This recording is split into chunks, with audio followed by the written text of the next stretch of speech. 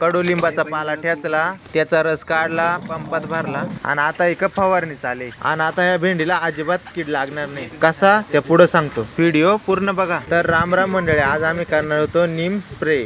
तर पहिल्यांदा आपल्याला लागणारा सगळं साहित्य गोळा करून घेतला आणि झाली डेमोला सुरुवात. इकडे गँग लागली पाला कुटायला. बारक्या खलबत्यात असा वाटत का नुसता खेळत चाललाय, कारण आपल्याला मोकार पाला कुठून रस काढायचा होता. मग काय आलोय का आपल्या वरवाटा पाट्याक, खरे जुना तेच सोना. आता इकडे पाला ठेचून रस काढायचं काम चालूय. आणि याच्यावरून एक जुनी गोष्ट आठवली बर का, आम्ही पण लहानपणी वरवाटा का पाटा खेळायचो. आता एक स्वच्छ रुमाल घेऊन रस एका बादलीमध्ये पिळून घेतोय. जर तुमचा 1 एकरचं क्षेत्र असेल ना, 150 ते 200 लिटर पाण्यामध्ये 300 ते 500 ml निंबाचा पालाचा रस करून फवारणी करा. आता आमचा काय थोडाच होता, मग काय थोडाच बनवलाय आणि तेवढ्यातच एक मस्त स्वच्छ पाण्यामध्ये पंप पण धुवून काढला, निरमा बिरमा टाकून एकदम क्लीन. आणि इकडे आपण किड मारा दवा बनवला, त्या पण घेतला पंप मध्ये भरून, म्हणजे कडुलिंबाच्या पालाचा रस बर का.